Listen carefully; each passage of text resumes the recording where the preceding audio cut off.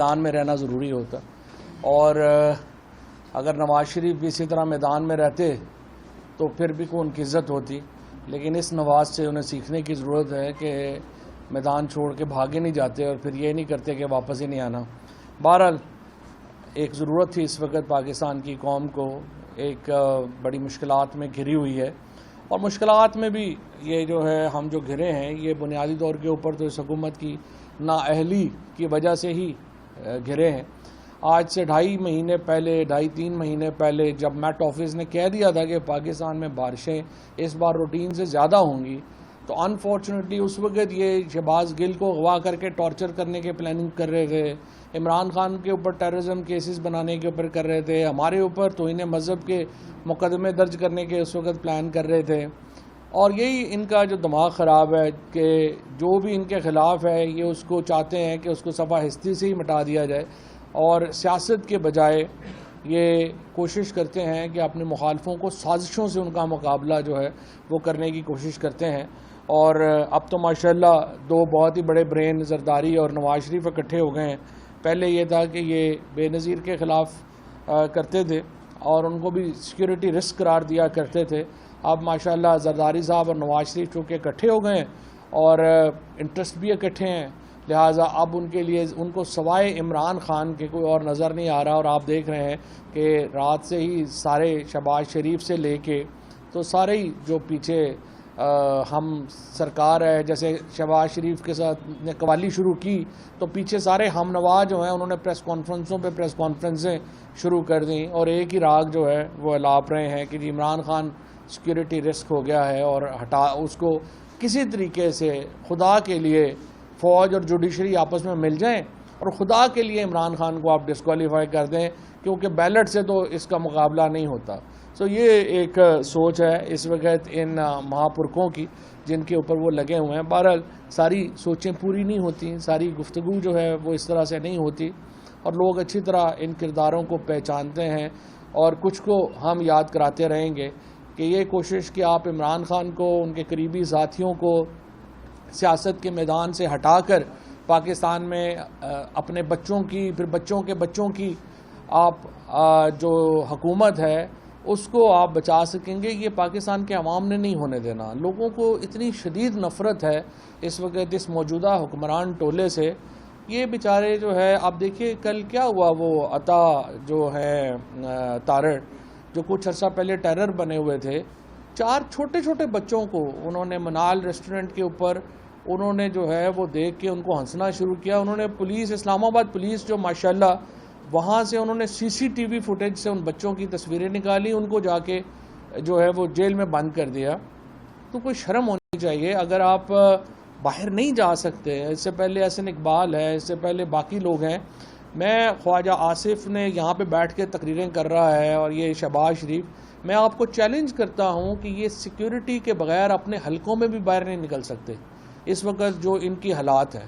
یہ جو سارے اس وقت چہرے آپ کو نظر آ رہے ہیں اس وقت PDM کے، یہ پاکستانی جہاں پہ بھی ہے، پاکستان کے اندر تو چھوڑ دیں، یہ لندن میں باہر نہیں نکل سکتے۔ یہ باقی اس کی وجہ ہے، اس کی وجہ ان کے کرتوت ہے، جس قسم کی ان کی ایک پاکستان کے لوگ جو ہیں جتنے ان سے نفرت کرتے ہیں، اور جس طرح یہ سازشوں کے ذریعے حکومت میں آئے ہیں، ان کے لیے تو باہر بیٹھ کے برگر کھانا مشکل ہو گیا ہے، کھانا کھانا مشکل ہو گیا ہے، اور یہ انفارچونیٹ ہے۔ کوئی بھی سیاستدان اس طرح کے ماحول کو، اور پھر اوپر سے غلطی یہ کر رہے ہیں کہ بجائے اس کے کہ ٹمپریچرز کو نیچے لانے کی کوشش کریں، یہ ٹمپریچرز کو بڑھا رہے ہیں نوئنگلی، کہ پاکستان 18 کروڑ جو ہمارا اس وقت 22 کروڑ جو لوگ ہیں، اور ان میں جو کروڑوں لوگ اس وقت جو ینگسٹرز ہیں، 64% آبادی تو 30 سال سے کم کی آبادی ہے، 25 سال سے کم کی آبادی ہے۔ یہ آبادی آپ سے سخت ناراض ہے، اور آپ لوگ جس طریقے سے جا رہے ہیں، یہ تو عمران خان کی وجہ سے پاکستان اگر ابھی سری لنکا نہیں بنا ہے تو صرف عمران خان کی وجہ سے نہیں بنا، تحریک انصاف کی وجہ سے نہیں بنا، کیونکہ ہم نے لوگوں کے جذبات کے آگے بند باندھا ہوا ہے۔ ہم نے لوگوں کو روکا ہوا ہے کہ ہم نے پاکستان کو ایک منظم طریقے سے تبدیلی لے کے آنی ہے. ایک غیر منظم طریقے سے فساد کے ذریعے تبدیلی پاکستان کے مفاد میں نہیں ہوگی, اور ادروائز لوگوں کی آنکھوں میں خون اترا ہوا ہے. اور اس کو آپ اس طرح سے نا لائٹلی نہ لیں کہ آج جس طرح خواجہ آصف نے بیان دیا کہ جی اس کے اوپر عمران خان کے اوپر بڑی لمبی لٹیگیشن آئے گی اور ہم یہ کر دیں گے وہ کر دیں گے. آپ کا باپ بھی عمران خان کو ڈسکوالیفائی نہیں کر سکتا. آپ عمران خان کو سین سے ہٹائیں اور پھر مجھے آپ اسلام آباد سے نکل کے دکھائیں. آپ اپنی حیثیت اور اوقات کے مطابق بات کریں. ہم آپ کا بہت لحاظ کر رہے ہیں, ہم اس حکومت کا لحاظ کر رہے ہیں, اور اس لیے لحاظ کر رہے ہیں کہ یہ پاکستان کو ہم ایک منظم تبدیلی کی طرف لے کے جانا چاہتے ہیں, ایک غیر منظم تبدیلی کی طرف نہیں لے جانا چاہتے. پہلی بات. دوسری بات یہ ہے کہ رات کو جو عمران خان نے بات کی اور اس کے بعد آج ایک بہت بڑا جو ہے وہ ایک انہوں نے شہباز شریف اور ہم نوا جس طریقے سے آج جو ہے وہ چیخو پکار کر رہے ہیں, اس کا جواب بھی میں دینا چاہتا ہوں. بڑی اس کی سادہ سی بات ہے. یہ جو موجودہ حکومت ہے یہ ایک بیک گراؤنڈ میں اقتدار میں آئی ہے. ان کے پاس اکثریت نہیں تھی. اس وقت جو 84 سیٹوں والا شخص ہے وہ ملک میں وزیر اعظم ہے, اور 155 سیٹوں والا عمران خان جو ہے وہ اپوزیشن میں متجلسے کر رہا ہے.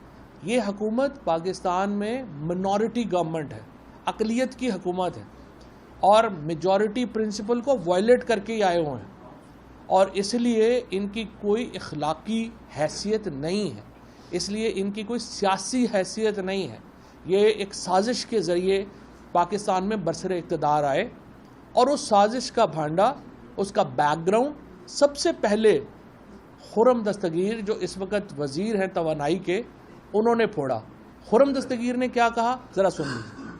خرم دستگیر صاحب کے پاس آئے تھے, 21 عقل مند نے کہا تھا ویسے آپ کو کہ آپ یہ 1.5 سال کی حکومت لے لیں. نہیں دیکھیے, ہم صرف معیشت پہ آپ کا فوکس ہے, بڑی اچھی بات ہے, لیکن پاکستان کے جو سیاسی معاملات تھے اور جس طرف اس سال کے آخر میں ایک بڑی تبدیلی آنی تھی, اس میں تو یہ نظر آ رہا تھا کہ عمران خان کا جو گٹھ جوڑ ہے یہ تو اگلے 15 سال رہے گا اگر اس طرح حالات رہے. اور جس طرح کے ان کے پروگرام تھے, ہم سب نے ڈسکوالیفائی ہونا تھا اس سال کے آخر میں. تمام جو اپوزیشن کی لیڈرشپ ہے, اچھا, ان کا تو خیال تھا کہ میں صفایا کر دوں گا, میں کسی کو نہیں چھوڑوں گا. تو یہ آپ کا خدشہ ہے, معلومات ہیں جی ہماری سیریس معلومات. آپ کے خیال میں جو آپ یہ لوگوں کو بھول جاتا ہے, لیکن کچھ ماہ پہلے جو کہا کہ ہم نیب کے کچھ 100 جج اور ہائر کر رہے ہیں اور ہم سارے کیسوں کو ایکسپلائٹ کریں گے, تو اس میس لیول کے اوپر میس لیول پہ ڈسکوالیفیکیشنز ہونی تھی. بگننگ شہباز شریف ڈاؤن ورڈ, شاہد خان عباسی, حسن اقبال, اور آل آف اس, صرف مسلم لیگ نون کی نہیں. آپ کے خیال میں جو کولیشن بنی ہے وہ اسی وجہ سے بنی ہے کہ عمران خان صاحب کے تو فاشسٹ پلانز تھے نا اس ملک کے اوپر حملہ کرنے کے. تو لہٰذا یہ آج مشکل ضرور ہے, لیکن یہ ہمیں یاد رکھنا ہے جب ہم معیشت کی ڈسکس کرتے ہیں کہ یہاں جمہوریت کا, حاکمیت کا اور وفاقیت کا معاملہ بھی موجود ہے جس کو ہمیں ساتھ لے کر چلنا ہے. تو اس لیے ایک لارجر کانٹیکس میں. اچھا, اس کے بعد یہی جو گفتگو ہے جو خرم دستگیر نے آپ کے سامنے کہی کہ وہ کیوں, یہ بیک گراؤنڈ میں آپ کو ایکسپلین یہ کرنا چاہ رہا ہوں کہ جو موجودہ حکومت ہے یہ ایک نارمل الیکٹڈ گورنمنٹ نہیں ہے.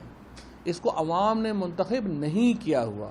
اور یہ کیوں آئے, جیسے خرم دستگیر نے کہا کہ ہمیں اس لیے ہم آگے کہ ہمیں تو لگ رہا تھا کہ ہمارے خلاف جو کیسز ہیں وہ ڈیسائیڈ ہو جائیں گے اور ہم ڈسکوالیفائی ہو جائیں گے, اور اگلے 15 سال جو ہے یہ تو پی ٹی آئی اور عمران خان جان ہی نہیں چھوڑیں گے.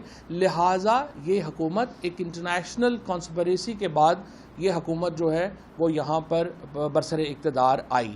پہلی بات یہ ہے, یہ حکومت الیکٹڈ گورنمنٹ نہیں ہے, یہ حکومت ایک کانسپریسی کے نتیجے میں آئی, اور اس کانسپریسی کو ایکسپلین کیا پہلے خرم دستگیر نے, اب اسی کانسپریسی کو آگے ایکسپلین کیا جاوید لطیف نے جو بھی ابھی وفاقی وزیر ہیں. جاوید لطیف صاحب کا بھی ذرا چلا دیجیے. کے اندر اگر اداروں کے لوگ کمپرومائز ہوں گے اور اگر وہ اس طرح جماعتوں کو چلائیں گے تو رد عمل اسی طرح آئے گا جو کل آیا ہے. ہمیں لوگ کہتے تھے, ڈراتے تھے, دباؤ میں لاتے تھے اس بات پہ کہ اگر فوری طور پر عدم اعتماد کر کے آپ حکومت میں نہ آئے تو فلاں آ جائے گا, فلاں بیٹھ جائے گا کسی چیئر پہ.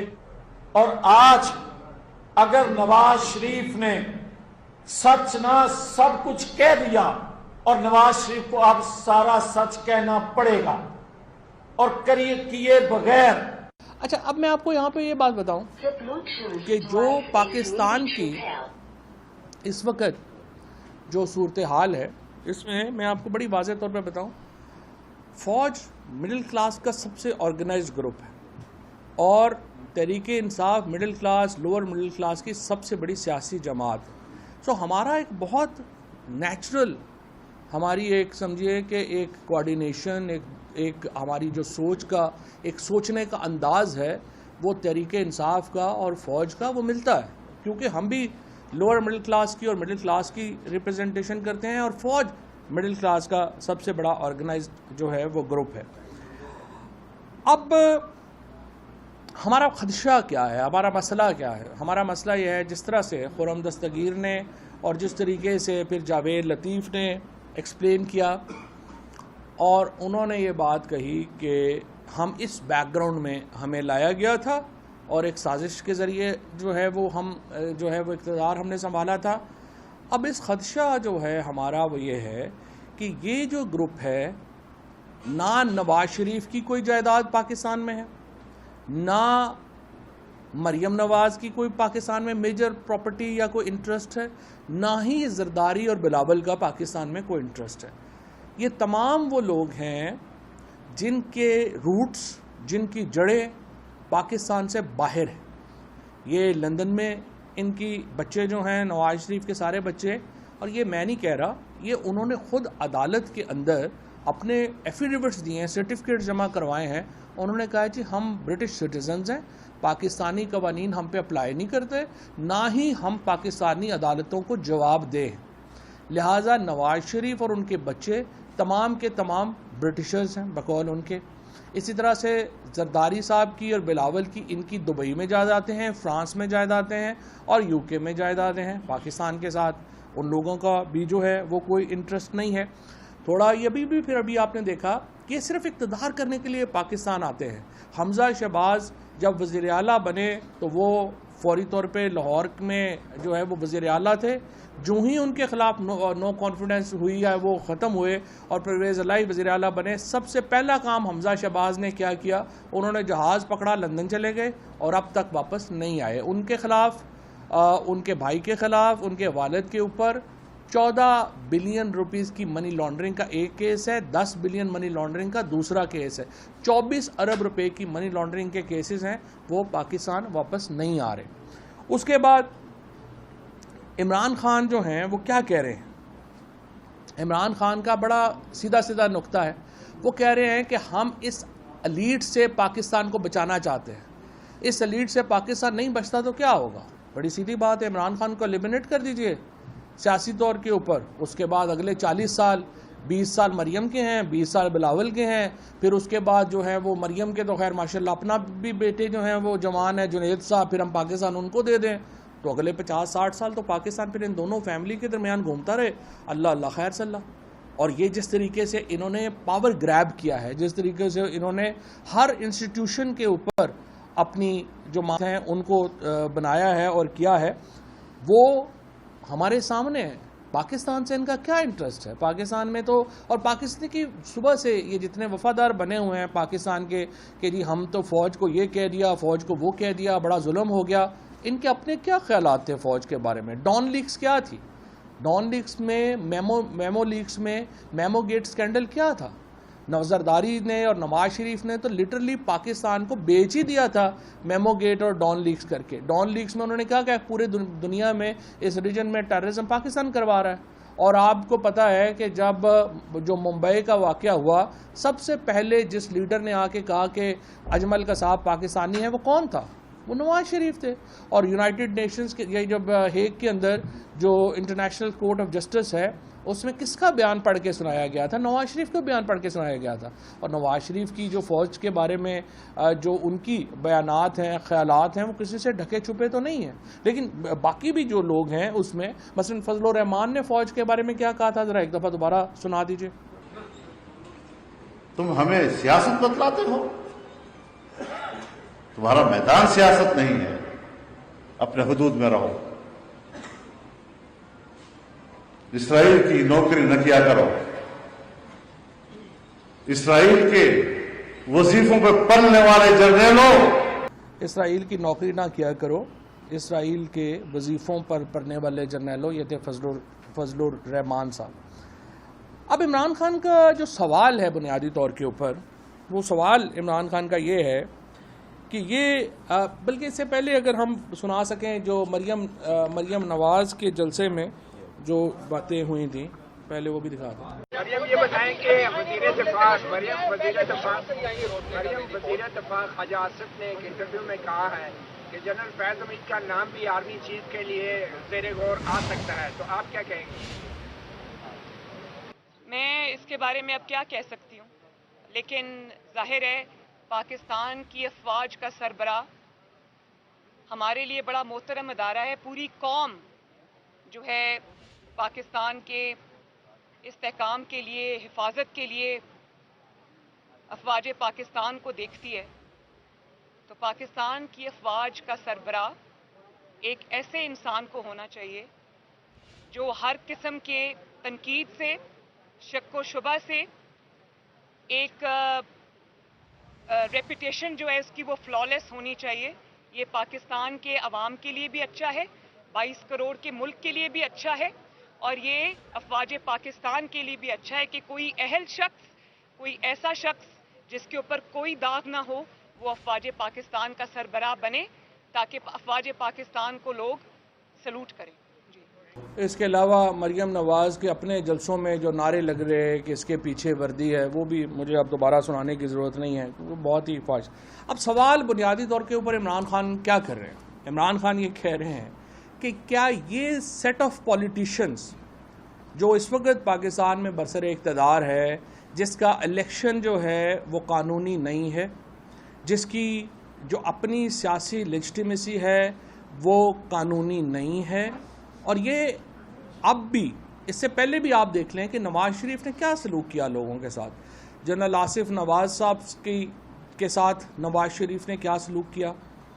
ان کی تو فیملی نے باقاعدہ یہ الزام لگایا کہ جنرل آصف نواز کو جو دل کا دورہ پڑا تھا اس کو نواز شریف نے زہر دل دیا تھا، اور پھر آرسینک کا ہوا اور پھر چیزیں ہوئیں۔ جنرل جہانگیر کرامت صاحب جیسے جو شریف النفس جنرل تھے، ان کے ساتھ کیا کیا گیا۔ اس کے بعد جنرل پرویز مشرف کے بارے میں تو ابھی آپ 6 مہینے پہلے کہہ رہے تھے کہ ان کی لاش کو یہاں پہ ڈی چوک میں گھسیٹا جائے، آپ تو نعرے لگا رہے تھے کہ یہ کرنا چاہیے پاکستان کے آرمی چیف کے ساتھ۔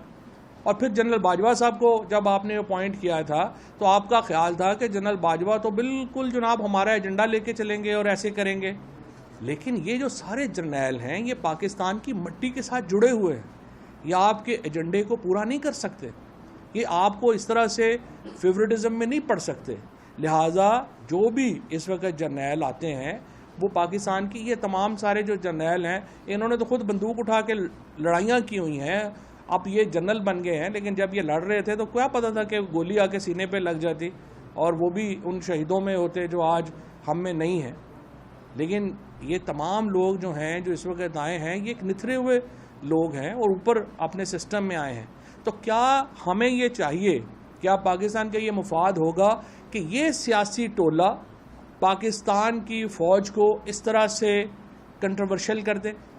کیا یہ پاکستان کا مفاد ہوگا کہ پاکستان کی جو اس وقت سب سے بڑے لٹیرے ہیں، جو پاکستان کے لیے اصل سیکیورٹی رسک ہے، وہ اس طرح کی اپوائنٹمنٹس کریں اور اس طرح سے وہ معاملات کو جو ہے وہ آگے لے کے چلیں؟ یہ عمران خان کا سوال تھا، اور اس کے ساتھ ساتھ کوئی شبہ ہی نہیں ہے کہ ہماری جو فوج کی قیادت ہے اس کی محب الوطنی جو ہے وہ کسی طور کے اوپر اس کے اوپر کوئی شک و شبہ نہیں ہو سکتا۔ تمام لوگ جو ہیں وہ پاکستان کے ساتھ جڑے ہوئے لوگ ہیں، پاکستان کی مٹی سے جڑے ہوئے لوگ ہیں۔ لیکن مجھے آپ یہ بتائیے، ابھی آج ہی خبر یہ چھپی ہے کہ شہباز شریف تشریف لے جا رہے ہیں لندن، اور وہ اپروول لیں گے وہاں پہ نواز شریف سے اگلے آرمی چیف کے نام کی۔ اس سے بڑی توہین پاکستان کی فوج کی کیا ہوگی کہ ایک مفرور شخص جو پاکستان کی عدالتوں سے بھاگا ہوا ہے، جو پاکستان کے نظام سے بھاگا ہوا ہے، وہ پاکستان کے اگلے آرمی چیف کے نام کی منظوری دے گا؟ کیا یہ سسٹم، کیا یہ نظام پاکستان کے فوج کی عزت میں اضافہ کرے گا یا اس میں کمی کرے گا؟ اس کو دیکھنے کی ضرورت ہے، اور اسی لیے ہم یہ سمجھتے ہیں کہ پاکستان کی فوج کو سیاسی اپنے اکھاڑے کا حصہ نہیں بنانا چاہیے, انہیں علیحدہ کر کے جو ہے وہ رکھنا چاہیے. اور یہ بڑی قیمتی انسٹیٹیوشن ہے ہمارے لیے, اور اس کو ہمیں قطعی طور کے اوپر سیاست میں ملوث نہیں کرنا. لیکن ہم یہ دیکھتے ہیں کہ آج میں ابھی خواجہ آصف, مطلب ایک انتہائی آپ دیکھیے کہ بدقسمتی ہے کہ خواجہ آصف جیسا آدمی پاکستان کا ڈیفنس منسٹر ہے, جو خود اس قدر بے شرم آدمی تھا, اس کی جو ویڈیوز ہیں وہ آپ کے سامنے کئی دفعہ چل چکی ہیں, ان کو تو دوبارہ چلانے کی ضرورت ہی نہیں ہے, جو خود ڈیفنس منسٹر اور فارن منسٹر تھا پاکستان کا, اور دبئی کی کمپنی سے تنخواہ بھی وصول کر رہا تھا. اب ایک ایسا ڈیفنس منسٹر جس نے سمری موو کرنی ہے, جس کی جو ہے ہی کمپرومائزڈ, یعنی جس کی اپنی اخلاقی حیثیت یہ ہے کہ پاکستان کے ڈیفنس منسٹر اور فارن منسٹر کی حیثیت سے وہ پاکستان میں کام کر رہا تھا لیکن دبئی سے تنخواہ لے رہا تھا, اس نے سمری موو کرنی ہے اور کہہ رہے ہیں کہ اپروول نواز شریف دیں گے جو پاکستان سے بھاگا ہوا مفرور مجرم ہے. تو آپ مجھے بتائیے اس سے عزت میں اضافہ ہوگا یا عزت میں کمی ہوگی؟ باقی سارے معاملات جو ہیں یہ فوج سے متعلق بات نہیں ہے, یہ پاکستان کی اس وقت کی جو پولیٹیکل ہیرارکی ہے, جو خود ایک مفاد سے جڑے ہوئے لوگ ہیں, ہم ان کے ہاتھوں میں اس طرح کی ڈیسیجن میکنگ دینا سمجھتے ہیں کہ اس سے پاکستان کی فوج کی قدر و منزلت میں کمی ہوگی, اور اس لیے اس کو ان کے ہاتھ میں نہیں دینا چاہیے. باقی پاکستان کا جو کرائسس ہے, پاکستان کا جو بحران ہے, وہ پولیٹیکل لیجٹیمیسی کا ہے. پاکستان کا جو بحران ہے وہ سیاسی قیادت کی قانونی حیثیت کا ہے, اور وہ اس وقت تک حل نہیں ہو سکتا جب تک پاکستان کے عوام ایک نئے الیکشن کے تحت اپنی نئی حکومت منتخب نہیں کرتے. موجودہ حکومت ایک متنازع حکومت ہے جو منتخب نہیں ہوئی, جس کو لیجٹیمیسی حاصل نہیں ہے, اور یہ حکومت کو جانا ہوگا. ملک میں عوام کو یہ حق دینا ہوگا کہ وہ نئے انتخابات کے ذریعے اپنی نئی لیڈرشپ چنیں. شکریہ. عظیم صدیقی چینل 51 سے. جی عظیم. تاثر یہ دیا جا رہا ہے کہ کسی بیرونی ایجنڈے کے تحت پاکستان تحریک انصاف کے چیئرمین عمران خان فوج کو متنازع بنا رہے ہیں. رات جس قسم کا بیان فیصل آباد میں دیا گیا, اس کے بعد اس وقت پنڈی اور اسلام آباد میں مشاورت ہو رہی ہے, کوئی کارروائی بھی ہو سکتی ہے آپ کے چیئرمین کے خلاف. کیا پارٹی کے اندر فواد بھائی کوئی اس قسم کی لیڈرشپ نے اپنے چیئرمین کو باور کروایا کہ اس قسم کے بیانات سے افواج پاکستان میں تبدیلی ہو سکتی ہے؟ Thank you sir. عظیم بھائی, اس کو کہتے ہیں ساری رات ہیر رانجھا کا قصہ سننے کے بعد کہا کہ ہیر مرد تھی عورت تھا. میں نے آپ کو پورا ایکسپلین کیا ہے کہ عمران خان کا مطمع نظر کیا تھا, اور اس لیے نہ راول پنڈی کا کوئی ایشو ہے, نہ اسلام آباد کا کوئی ایشو ہے, نہ ہمارا کوئی ایشو ہے. جو متنازع لیڈرشپ ہے اس نے دیکھنا ہے کہ یہ فیصلہ وہ کر سکتے ہیں کہ نہیں کر سکتے. یہ بتا دیں کہ جو پاپولرٹی گراف ہے اس وقت پوری پبلک کا عمران خان کے ساتھ, اس میں کوئی ڈاؤٹ نہیں ہے, لیکن اب کل کے اسٹیٹمنٹ کے بعد جو ایک بیانیہ بنانے کی زبردستی کوشش کی جا رہی ہے, وزراء کی جانب سے بار بار پریس کانفرنس کی جا رہی ہے, آپ کیا سمجھتے نہیں ہے کہ اس وقت ایک باقاعدہ سازش کی جا رہی ہے عمران خان کے خلاف کہ عمران خان اور فوج کو آمنے سامنے لا کے کھڑا کریں؟ جن وزراء کی اپنی حیثیت یہ ہو کہ وہ باہر بیٹھ کے کھانا نہ کھا سکے, جن وزراء کی اپنی اوقات یہ ہو کہ وہ ایک جا کے برگر خود اپنا نہیں کھا سکتے اور ان کو گارڈ ساتھ رکھنے پڑتے ہیں, پوری اسلام آباد پولیس کو ان کو گارڈ کرنا پڑتا ہے, وہ کیا بیانیاں بنائیں گے؟ یہ لوگ جو بھی بات کریں گے وہ ان کے منہ پہ آئے گی. تحریک انصاف جس طرح میں نے آپ کو بتایا سب سے اس وقت مؤثر اور بڑی آواز ہے پاکستان کی, اور خصوصاً ہماری مڈل اور لوور مڈل کلاس کی.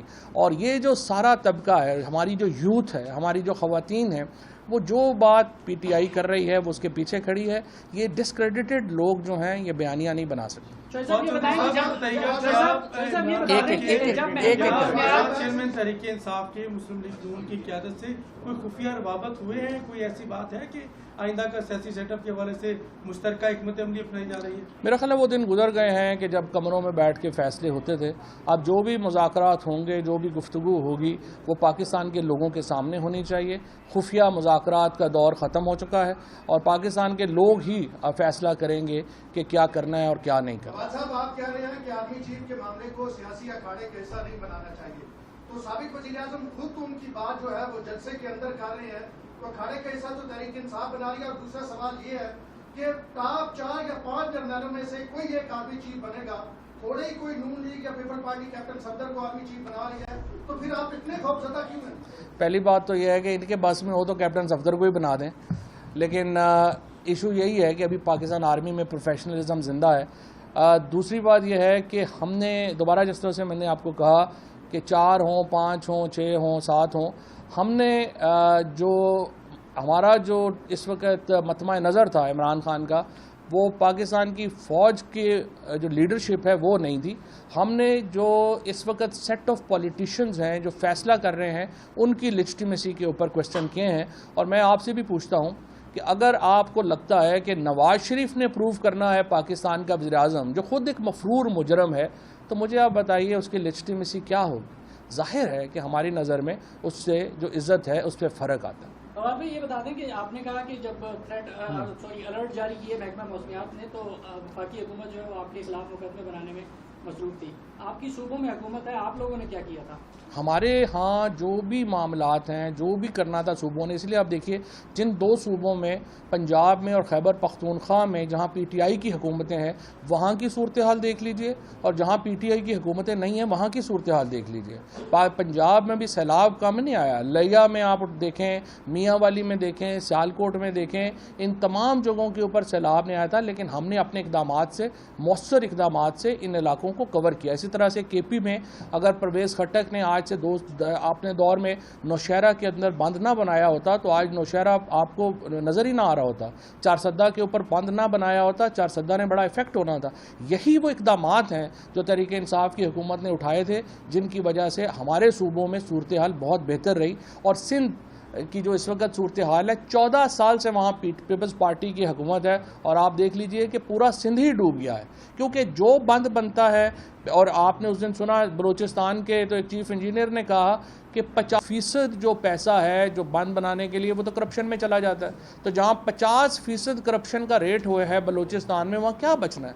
यही प्रॉब्लम्स हैं बलूचिस्तान में और सिंध में कि तमाम जो इलाके हैं वो तबाह व बर्बाद हो गए हैं, क्योंकि करप्ट हुकूमतों ने वहाँ पे इंफ्रास्ट्रक्चर में पैसे खाए हैं। अगर ना खाए होते तो जिस तरह पंजाब और खैबर पख्तूनख्वा में इलाके बचे हैं, वहाँ पे मौसर इक़दामात हुए हैं, वही इक़दामात वहाँ पे होते हैं। नवाज चौधरी साहब, जो इस वक्त आप लोग जलसे कर रहे हैं पूरे पाकिस्तान में, तो बहुत से लोग तनकीद कर रहे हैं, तो क्या आपको नहीं लगता कि मौजूदा जो सैलाब की तबाहकारियाँ हुई हैं, इस मौके पर आप लोगों की जानिब से मुलतवी किया जाना चाहिए था और एक अच्छा जेस्चर देना चाहिए था, यकजहती का मुजाहरा करना चाहिए था वक्ती तौर पर? सबसे बड़ा जेस्चर पीटीआई ने ही दिया है। 5 अरब 55 करोड़ रुपया पीटीआई के अलावा किस जमात ने जो है वो खड़ा किया है?